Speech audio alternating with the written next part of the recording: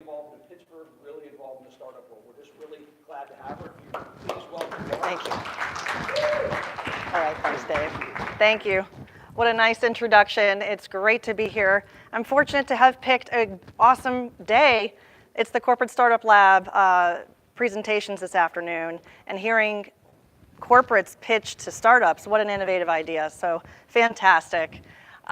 It's always wonderful to have someone speak for you and give the intro, so I don't really need to give a whole lot of background about myself. Dave did a great job, so thanks so much, Dave, for having me here. And I wanted to learn a little bit about you guys. I know there's some of you watching online, and we have a nice audience here today. And I understand from the Connect series, an important part of this is for each of you to share what brings you here today and a little bit about your startup if you have one. So this is just a little quiz. How many of you are entrepreneurs kind of here looking for ideas? Yeah? Okay, several of you here. And students, maybe some of you want to work in this space, maybe get looking to work for a startup. Okay. Professionals looking to learn something, kind of say hello. All right, one or two. I know that guy over there. Wonderful banjo player, by the way. And who's just here for the party later today? All right, you want the food. Good job. Okay. All right, so thanks for that. Now, what I wanted to do, we'll start with you here, okay? Maybe stand up, speak loudly, tell us a little about you. If you have a company, feel free to give us a quick commercial. Yeah, so I do sales consulting for startups here in Pittsburgh, so I currently work with a few different startups here in Pittsburgh. Excellent, thank you.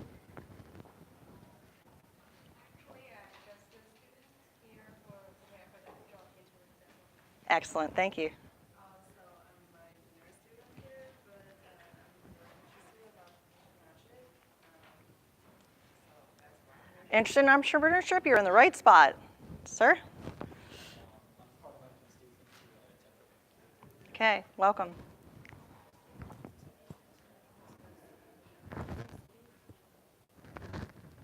All right, thank you.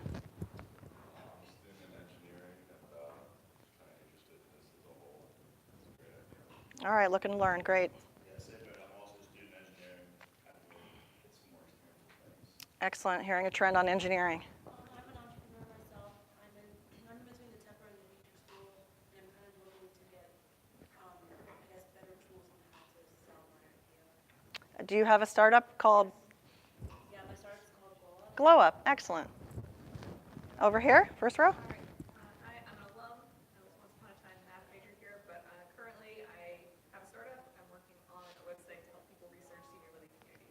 Okay, welcome. Hi, I'm Karina. I'm a student. I have an MBA from like 8 years ago. I came back for a second master's in healthcare, and I'm really interested into the healthcare space and entrepreneurial or like intrapreneurial.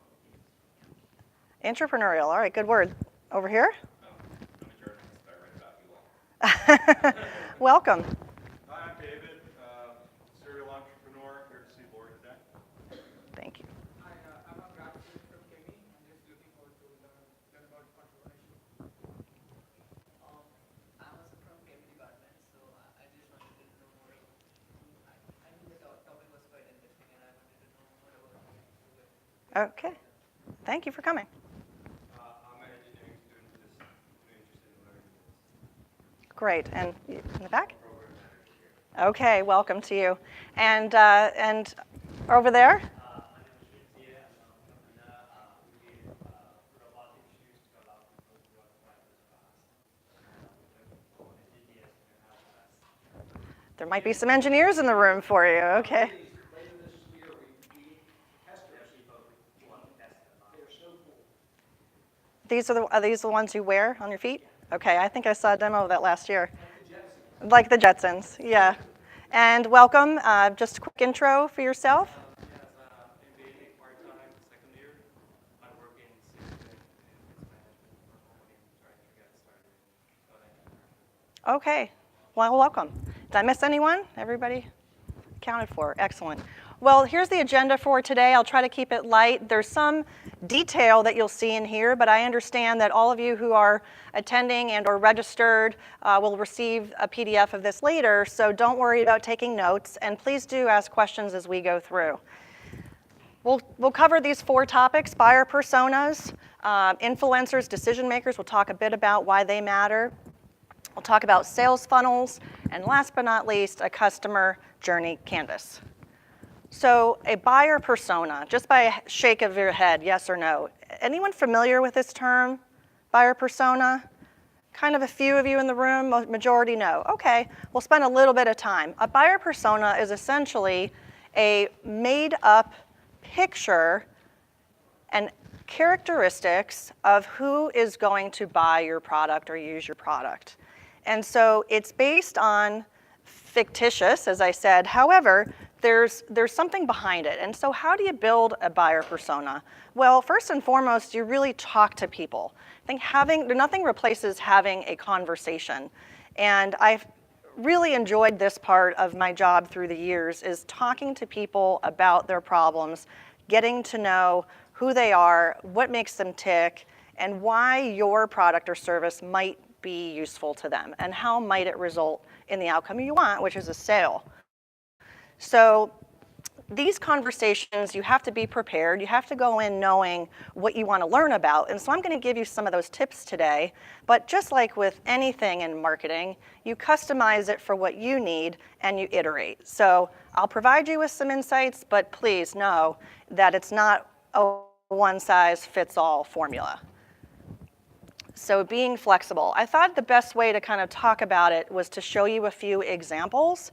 So there are many, many out there. There's no one way to do a buyer persona, but I wanted to highlight a few things about this particular and the next one. This is a B2B example, and from my experience working at The Resumator, which is a HR platform, a SaaS platform for fast-growing companies, my customers were varied. Sometimes I was talking to the founder and the owner of a small business. Sometimes I was talking to the person that was the owner, and they're not so much a business person, but they were a developer.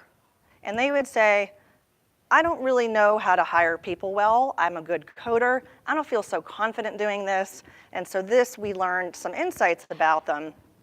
And so that's just an example. So in this layout, we've got a background of the person, title, what they do, the type of organization they're at, what they read, what they're watching, a little bit about their role, who they report to in the organization, what's their team look like, how many members on the team, what are they generally responsible for, and so on. But the key thing over on the right-hand side are challenges and goals.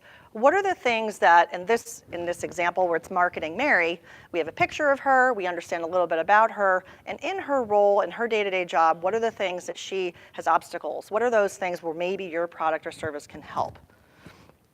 In this example, this is Sarah Student, a B2C example, and what I like about this is it talks about her coffee shop marketing persona. And the elements included here are a day in the life of Sarah. We're really trying to understand Sarah, what are her needs, and we've understanding her background, her age, some of the demographic information, maybe a little bit about her finances, household income. What are some of those online behaviors that she has? What are those websites she's looking at? What are things she's looking for, as it mentions on here, place to decompress after school? What are the things influencing her? What are the brand affinities, hopes and dreams, worries and fears? What makes her life easier? So again, these might not be the exact elements for you or for your company, but it's just to give you an idea of what you might include. Another example from my experience, as Dave mentioned, I worked at American Eagle Outfitters, and we did something called ethnography studies, where we literally went to teenagers' homes with permission, of course, from the parents, and spent time in their home talking about things like this. And it was a wonderful experience to really understand our customer. So the next piece of this, oh yes, go ahead, question? The question is there a difference between B2B and B2C personas? And the answer is it depends, probably, but the journey is to figure out for your customer, maybe there's some similarities, maybe there are differences. So in the two examples I showed you, one of the lenses for Marketing Mary, we were learning more about her organization and maybe some of the problems she has at work and trying to get things done and to be successful in her job. On the B2C side, sometimes you get more emotion out of that. So what we presented about Sarah's student was more about how she felt about things. So that could be one difference, but there could be many, many similarities, and there could be other differences. In the presentation, when you can see some of the detail, you'll notice some of the overlaps. Demographics is a commonality, and income, sort of organizational size, household income, those are different, but yet it's still about money. So it really just depends on some of those key characteristics. Does that answer your question? Okay, you got a question over here? I'm very curious to know, how do you get people to kind of trust you? You're probably, you don't know them as customers to actually let you into their intimacy and go and observe them. So the question is how do you sort of approach people in talking to them? The example I gave from American Eagle was a pretty sophisticated example. So if you have a startup company, you're probably maybe not going to be sitting with someone in their homes. But if you are over the phone, or you're in a coffee shop, or you're in a place of business, maybe there's some connection already. Maybe there's an introduction that someone's given you. Let's say you have a product, maybe Glow Up. I don't know if you guys have customers yet, but let's say she has a few customers. Maybe she can ask some of her current customers, hey, would you be willing to talk to me? So if you have a customer service department, particularly someone who's on the front line, and you have some folks already who know your product and service, that's great. You sort of start there. If not, then you kind of do the friends and family route, which is you look for friendly faces that maybe want to help you out.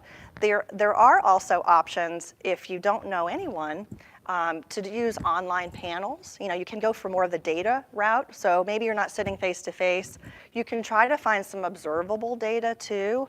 Maybe you're even getting a mix. I didn't want to take too much time on the persona build out, but there is a whole other line of insight you can get from data collection, data observation. So maybe you want to learn about your competitors. You can kind of dig deep into Facebook insights.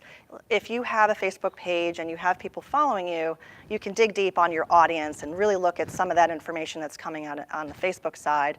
You can also look at other websites that give you website traffic and demographics that are available for free that you can learn from maybe some existing competitors, both maybe in a video library as well as in a live class. So the second section is a little bit of a quick and dirty from Miller Hyman. And Miller Hyman is somewhat of the go-to from a selling perspective and learning how to sell. And this is a book where this is pulled from.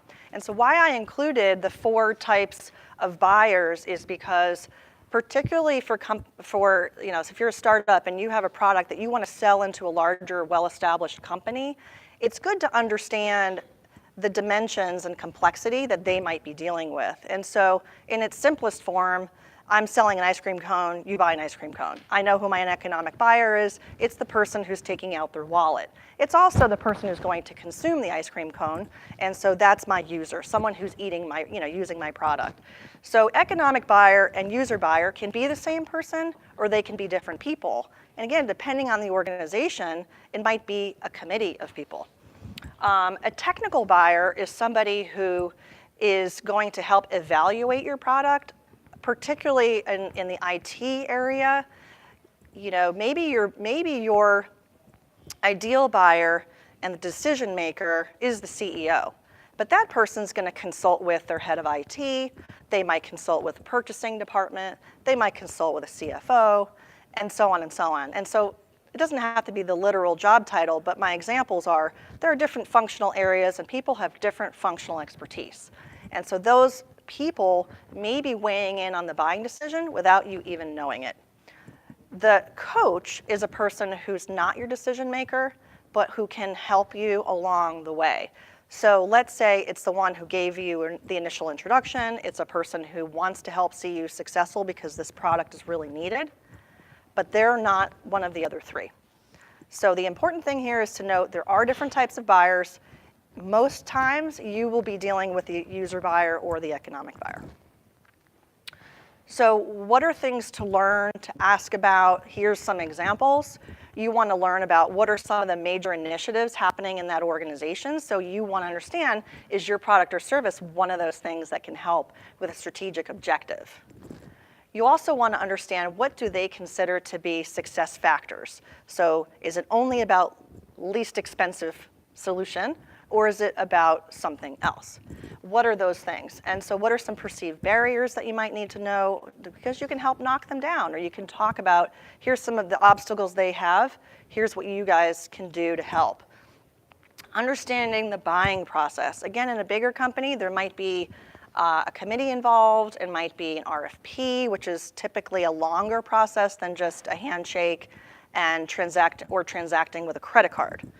A decision criteria to know about and also think about is talking to people who aren't buyers of why maybe they didn't buy from you. You know, people who chose to go somewhere else. Well, learning afterwards why they chose a competitor can be something to further your knowledge and experience as you go along the way. So I'm not going to go through these. These are some detailed questions, but they are available in the deck afterwards. So the next piece I wanted to talk about are sales funnels. Sales funnel, marketing funnel, sometimes you hear of them referred to different ways. They look differently. They can have different levels depending on the nature of your particular product or service. But I like this one because it's sort of general and it's sort of easy to understand. Awareness is binary. You know, are you aware? Not aware. So the unaware is everybody sort of floating up top in the white space. And the job for the companies like yours that are just getting started, it's a little bit challenging. How do you get somebody aware of your product when it's brand new? And that's the fun of it too. So generating that awareness, helping people make a decision is ultimately what you're trying to do, but there's that middle area of just being in the consideration set. When they're thinking about something, are you one of those areas, one of those products that they're considering? And ultimately making the sale and then keeping them engaged, retaining them as a customer, gaining their loyalty, and hopefully a referral. So again, in a general construct, this is a sales funnel. One of the things I like to think about is this emotion side of the sale. So not everybody is ready for your product when you'd like them to be. And I currently work in a law firm, as Dave said, and I think family law is one we can probably all understand. If you're unhappy in a relationship and you're thinking about it, well, you're just thinking about it. You're on the sidewalk. You're not really ready to make a change. Maybe you're not even aware that there's a problem in your relationship. You're not ready to take any action. But in that middle lane, the slow lane, you're starting to feel some relationship pain, perhaps. You're aware of the need. Maybe you start talking to friends or family. And in the fast lane, wow, we really need to do something. I really need a family lawyer to help me right now. And it's keeping me up at night. I have to solve this problem. In my world back at the Resumator, I would hear about this quite a bit with the software solution we had. Was the founder of the company, it's small, I can handle it via spreadsheet, I don't need a software solution, it's okay. The middle area of the slow lane was, wow, we're 40 people, I have these different hiring managers, and the fast lane was, this is a mess, we're losing people, we're not making decisions fast enough, and they were really feeling the pain. So if I actually just slip back 1 second, if you take the picture of a funnel, and again, for your business, it might look a little differently, and that's okay, and you overlay and think about that slow lane, fast lane, and where they might fit, you can kind of see how these things might overlay. And that's what brings me to the customer journey canvas. So what is a customer journey canvas? It's a picture. It's a picture that you put together to help you understand gaps and opportunities in the customer experience so that you can make a sale. You can help when help is needed. So again, there's a lot of detail here about some steps of this and how to put it together. You'll have this available afterwards. But essentially, it starts with the client persona. Good news, you guys have worked on that. You have one, and you can use that as a starting point. And by the way, you can have more than one client persona, because the question earlier about having a B2C or having a B2B, you can have different types of customers. Maybe you want to have one for an economic buyer. So you can think about the types of personas you're going to develop and perhaps have journeys for each. That's the advanced level. Starting out scratch here, you just have one, and that's perfectly fine. So you're going to map out the stages of a journey. And I'll show you some pictures as examples so you can see what I'm talking about. You're going to understand the objectives for your customer in each stage and understand where your company may be involved, understanding where their experiences are on a positive or negative, and again, looking for those opportunities. This is a template that'll be in your PDF that you can just have as a general vanilla template. The elements across the top are something you would customize, which is what stages do you have of your funnel. In this example, you've got your awareness, consideration, decision, and post-experience. You've got different touch points. You've got user experience, actions, motivations, questions to ask, pain points, satisfaction, positive, negative, and any ideas for improvement. This is kind of its simplest template. So to show you some examples, what I liked about this one is it's mapping content to different phases of the buyer's journey. And in this particular example on the left, they have the dimension of building trust over time. And so they're taking the journey from unaware to close and the steps in between. And they call out some different helpful things in each of those buckets, such as ebooks and white papers, helping to helping the user understand and be in the consideration set, to thoughtful insight materials, to things that might help close the deal. This next one is more offline versus online. It's Starbucks and coffee, but I liked it because it just is so simple and it gives you a visual representation of good versus bad experience. So they're using the baseline here in the middle for positive experience or not so positive experience, like a cold coffee is not a positive experience, waiting in line too long, getting a fake greeting, not a great experience. And they have the touch points along the bottom of walk in, order, pay, sit down, etc. As I looked at this, I actually thought, well, it is pretty much an offline experience. However, those of us who go to Starbucks now, you can use your mobile app to order in advance, pay by phone, and so there are some streamlining. And so if I was involved in mapping this out, I probably would be looking for more of those gaps. And so that's how you can use these maps to understand what might a solution be where there are negative experiences. This example is kind of like the advanced version, but I wanted to show it because I like how they've integrated KPIs and a scorecard into a journey map. And so this, again, is more of a sophisticated version once you are iterating and maybe doing more of kind of evolution on the business. But again, what they did was they took phases of the funnel from awareness to loyalty and advocacy, and they're measuring their success along the way. And this is Lancome, and what I liked about this one is it brings more of that B2C emotion into it, of she's in persona, right? She's checking what she needs, and they're using the she on purpose because their primary customer is female. She's checking what she needs. She's getting recommendations, she's talking with friends, she's waiting for her delivery, and she's getting her item, and she has a reaction. And the other thing I liked about this one is if you overlay that sidewalk, slow lane, fast lane, it really fits here because in this section of it, she's thinking about it, maybe she doesn't know she needs the product, and then she's talking to friends, right? So it's that consideration set. She's going online and she's looking at media like Cosmopolitan, Facebook, Pinterest, etc. So she's searching for influential information to help her with her decision and looking for something. She makes her decision, and now she's getting her product and hopefully enjoying it. So the way they laid it out, I thought it was pretty cool, from need to posting, having issues, and understanding the consideration set. And then down over here, it's a little bit of a scorecard, a little bit of an action item. And so I like that layout as well.